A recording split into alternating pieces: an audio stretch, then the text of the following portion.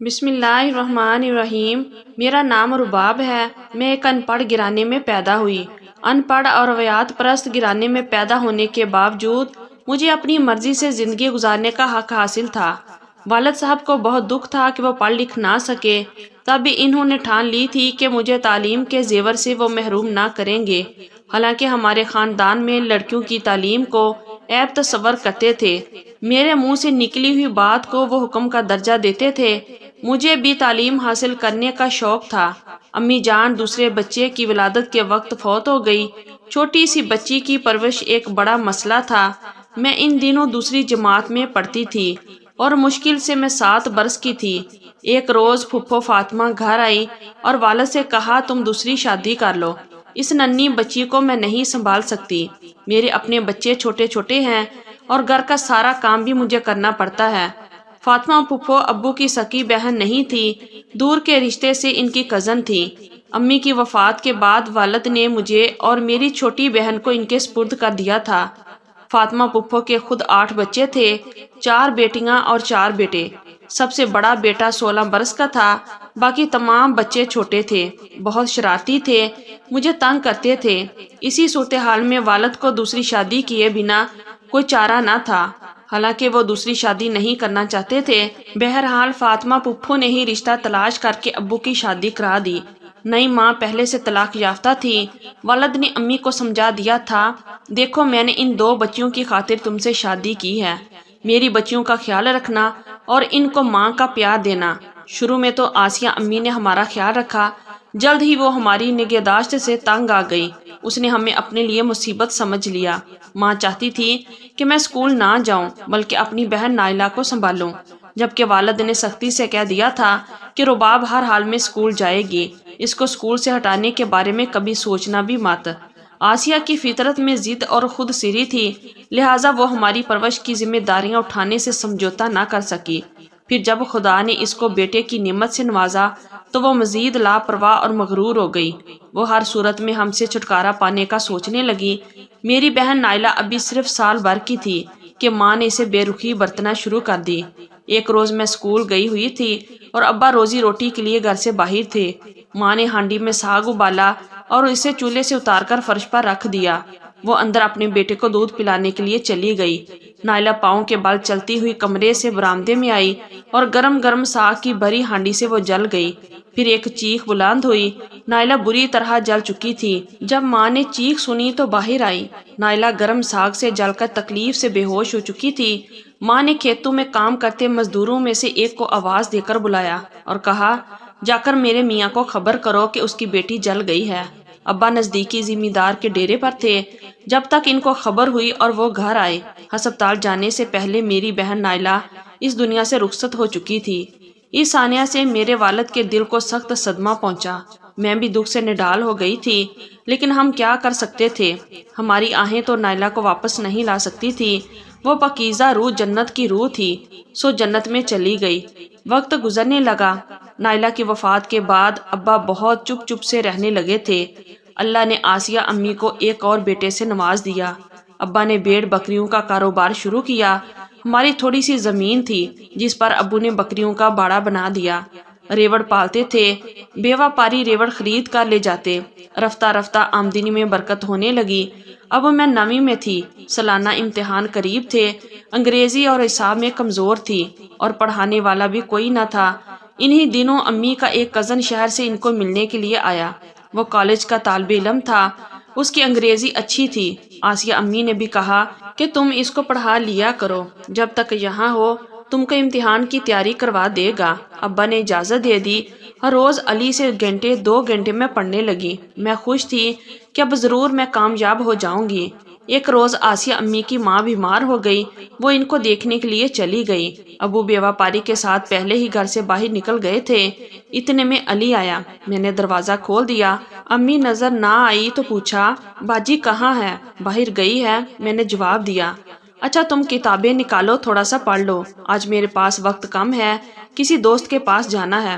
میں کتابیں لے آئی اور پڑھنے بیٹھ گئی۔ علی توجہ سے مجھے پڑھا رہا تھا۔ پڑھاتے پڑھاتے نہ جانے اسے کیا ہوا کہ اس نے میرا ہاتھ پکڑ لیا۔ میں اس کے غلط ارادوں سے واقف نہ تھی۔ اتنی سمجھ بھی نہ تھی مجھ میں، مختصر یہ کہ خود کو اس کے برے ارادوں سے میں نہ بچا سکی۔ یہ کہہ کر وہ گھر سے چلا گیا کہ کسی کو مت بتانا، اگر بتایا تو آسیہ باجی سے تمہاری شکایت کروں گا، پھر ان کا غصہ تو تم جانتی ہو نا۔ میں سوتیلی ماں سے بہت ڈرتی تھی، اگر انہیں کچھ بتاتی بھی تو وہ علی کو دوشی نہ ٹھہراتی، سارا الزام میرے سر ڈال کر الٹا مجھے ابا سے پٹواتی۔ علی اگلے دن واپس کراچی چلا گیا اور پھر ہمارے گھر کبھی نہ آیا۔ مجھے علم نہ تھا کہ ایسی غلطیوں پر کوئی مصیبت بھی بن جاتی ہے اور خمیازہ لڑکی کو بھگتنا پڑتا ہے۔ میں ان دنوں بمشکل 14 برس کی تھی۔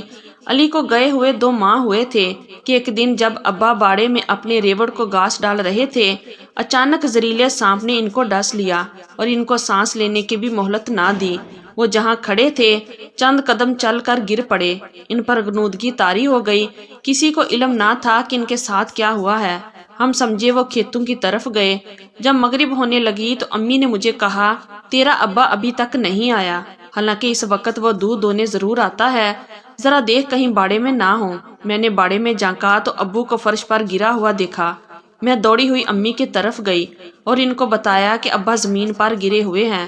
وہ بھی دوڑتی ہوئی آئی، مگر وہ تو مر چکے تھے۔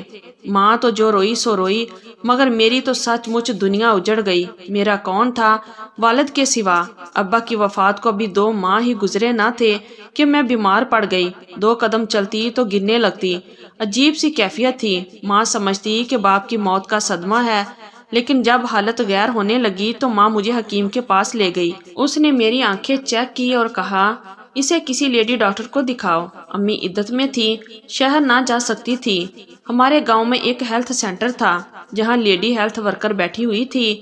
آسیہ امی مجھے اس کے پاس لے گئی۔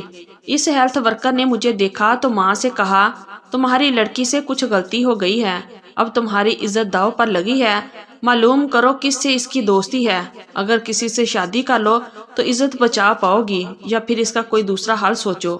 یہ سن کر ماں کا رنگ پھیکا ہو گیا، مجھے گھر لا کر مارنے لگی۔ آخر تجھے اتنی سی عمر میں کیا سوجی؟ کس سے خفیہ طور پر تو نے رشتہ جوڑ لیا ہے؟ اس لیے تو تیرے ابا سے میں کہتی تھی کہ اس کو اسکول نہ بھیجا کر، زمانہ خراب ہے۔ زمانہ کیا خراب ہے؟ ارے تو خود ہی خراب ہے، اب میں تیرا کیا کروں؟ بہت اصرار پر میں نے علی کا نام لیا تو وہ مجھے پیٹنے لگی۔ کمبخت، اپنے اصلی عاشق کو بچانے کے لیے میرے علی پر تہمت در رہی ہو، اب تو میں ایک پل بھی تجھے نہ رکھوں گی۔ اگلے دن اس نے تانگا منگوایا اور مجھے ساتھ بٹھا دیا۔ جب دوسرا گاؤں آیا تانگے سے اتر گئی اور مجھے ویرانے میں دھکا دے دیا کہ جہاں دل کرے چلی جاؤ، اب میرے گھر لوٹ کر تم کبھی مت آنا۔ میں اس ویرانے میں ایک پتھر پر بیٹھی رو رہی تھی، سوچ رہی تھی اب کہاں جاؤں، کیا کروں۔ تھوڑی ہی دیر گزری تھی کہ ایک بزرگ اور ان کا بیٹا ادھر سے گزرے۔ انہوں نے مجھے اکیلے بیٹھے دیکھا تو سڑک سے اتر کر میرے پاس آ گئے۔ انہوں نے پوچھا، بیٹی یہاں کیوں بیٹھی ہو اور تم کیوں رو رہی ہو؟ میں نے ان سے کہا، میری ماں سوتیلی ہے اور باپ میرا فوت ہو گیا ہے۔ سوتیلی ماں مجھے یہاں چھوڑ کر چلی گئی، میرا کوئی دوسرا گھر نہیں، تم ہمارے ساتھ ہمارے گھر چلو۔ گھر میں میری بیوی ہے، میرا ایک بیٹا ہے لیکن کوئی بیٹی نہیں ہے، تم میرے ساتھ چلو، مجھے اپنے باپ کی جگہ سمجھو، میرا اعتبار کرو۔ مزید کچھ سوچے بنا میں ان کے ساتھ چل دی۔ وہ مجھے اپنے ساتھ نزدیکی گاؤں لے آئے جہاں ان کا گھر تھا۔ ایک بوڑھی عورت کھانا پکا رہی تھی، ان بزرگ کی شریک حیات تھی۔ میں نے مختصر انہیں اپنی روادات بتائی۔ بوڑھی عورت نے مجھے گلے لگا لیا، وہ نیک عورت تھی۔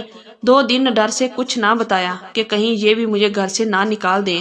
آخر بتانا تو تھا کیونکہ میری طبیعت جو ٹھیک نہ تھی۔ بوڑھی عورت نے تحمل سے میری بات سنی، بجائے غصہ ہونے کے اس نے مجھے تسلی دی، اور جب رات کو اس کا شوہر اور بیٹا آئے تو ان کو حقیقت سے آگاہ کیا۔ وہ سوچتے رہے کہ اب کیا کرنا چاہیے۔ بالآخر ان کے لڑکے نے فیصلہ کر لیا۔ اس نے اپنے والدین سے کہا، ماں یہ مشکل سے 14 برس کی ہے، یہ چھوٹی اور ناسمجھ ہے، لیکن آپ لوگ تو سمجھدار ہیں، ایسے حالات میں اس کو گھر سے نکالنا بہت بڑا گناہ ہوگا۔ آپ ساتھ والے گاؤں جائیں اور اس کی سوتیلی ماں سے مل کر حالات معلوم کیجیے۔ اگر یہ لڑکی سچ کہہ رہی ہے تو اس کا مجھ سے نکاح کر دیں، اس سے بڑی نیکی اور کیا ہوگی۔ اگلے دن وہ نیک لوگ ہمارے گاؤں گئے، آسیہ امی سے ملے۔ گاؤں میں تو سب ہی ایک دوسرے کو جانتے ہیں۔ میری سوتیلی ماں کو ڈھونڈنے میں ان کو کوئی مشکل نہ پیش آئی۔ بزرگ خاتون نے ان سے ان کی بیٹی کے بارے میں پوچھا۔ وہ کہنے لگی آوارہ تھی، کسی کے ساتھ بھاگ گئی۔ تب انہوں نے کہا کہ وہ بھاگی نہیں، ہم کو ویرانے میں ملی ہے اور وہ ہمارے پاس ہے، اگر کہو تو ہم اس کو تمہارے پاس لے آئیں۔ ماں نے جواب دیا، اب میرے گھر میں اس کے لیے کوئی جگہ نہیں، اس کو یہاں مت لانا، وہ بہت جلد بدنامی جنم دینے والی ہے۔ اگر یہاں اسے ایسے حال میں لے آئے تو گاؤں کے لوگ اس کے ساتھ ساتھ مجھے بھی یہاں سے نکال دیں گے۔ اب اتنا تو کہہ سکتی ہوں کہ اپنی مرضی سے وہ بھاگ گئی، پھر کیا کہوں گی؟ بزرگ خاتون کو ساری کہانی سمجھ میں آ گئی۔ انہوں نے کہا، اگر ہم اس کو پناہ دے کر اپنی بیٹی بنا لیں تب تو آپ کو کوئی اعتراض نہ ہوگا، اگر ایسا کرتے ہو تو خدا آپ کا بھلا کرے، کیونکہ گاؤں والے تو اس کو یہاں رہنے نہیں دیں گے۔ میرے موسن بزرگ اور ان کی بیوی گھر آئے اور انہوں نے مجھے بیٹی کہہ کر گلے لگایا، کہنے لگے، ہم اپنے رب کی خوشنودی کے لیے تم کو اپناتے ہیں اور اپنے بیٹے سے تمہارا نکاح پڑھوانا چاہتے ہیں، یہ صرف اس لیے کہ تیرے ساتھ ظلم ہوا ہے اور ظلم کرنے والا ہماری پکڑ میں نہیں آ سکا، مگر انشاءاللہ وہ خدا کی پکڑ میں کسی نہ کسی دن ضرور آئے گا۔ ہم کو تو صرف تمہیں بدنامی اور رسوائی سے بچانا ہے۔ انہوں نے میری کوکھ میں پرورش پانے والے بن باپ کے بچے کو قتل کرنے سے یہی بہتر جانا کہ اس کو اس دنیا میں آ جانے دیں، اور اس کو باپ کا نام ان کے نیک بیٹے نے دیا۔ انہوں نے گاؤں میں مشہور کر دیا کہ دوسرے گاؤں سے بیاہ کر لائے ہیں۔ جلدی میں نکاح اس لیے ہوا کہ میرے باپ کا حال ہی میں سانپ کے ڈسنے سے انتقال ہوا ہے اور ماں سخت بیمار تھی، لہٰذا ہم نے اس کی خواہش پر فوری اپنے بیٹے کا نکاح اس سے کر دیا۔ بد نصیب بچی پیدائش کے بعد اللہ کو پیاری ہو گئی، خدا کی طرف سے اس کی زندگی اتنی سی تھی۔ بچی کی وفات کے 6 ماہ بعد وہ مجھے اپنے عزیزوں کے گھر لاہور لے کر آ گئے۔ چند لوگوں کی موجودگی میں مجھے دلہن بنایا اور باقاعدہ اپنے بیٹے کی منکوحہ بنا کر واپس گاؤں لے آئے۔ اس دن سے آج دن تک میں اس گھر میں ہوں۔ یہ گھر میری پناہ گاہ ہی نہیں، میری جنت بھی ہے۔ ساس سسر وفات پا چکے ہیں، مگر ان کے فرشتہ سیرت بیٹے نے آج تک میری مرضی کا مجھے تانا نہ دیا اور نہ کبھی ذکر کیا۔ یہ بات سچ ہے کہ اس دنیا میں جہاں علی جیسے لوگ ہیں وہاں احمد جیسے فرشتے صفت مرد بھی ہیں۔ آج احمد کے 3 بچوں کی ماں ہوں اور پرسکون زندگی گزار رہی ہوں۔ اب بھی جب مجھے علی کا خیال آتا ہے تو اسے بددعا دینے کو دل کرتا ہے کہ خدا کرے اسے کبھی خوشیوں کا منہ دیکھنا نصیب نہ ہو۔ آج بھی میں سوچتی ہوں کہ ستیلی ماں ستیلی ہی ہوتی ہے۔ تو ناظرین، کسی کی زندگی پہ بیتی یہ سچی کہانی آپ کو کیسی لگی؟ کمنٹ باکس میں ضرور بتائیے گا۔ اگر ویڈیو اچھی لگی ہے تو ویڈیو کو لائک کیجیے اور ہمارے چینل کو بھی ضرور سبسکرائب کیجیے گا۔ شکریہ، اللہ حافظ۔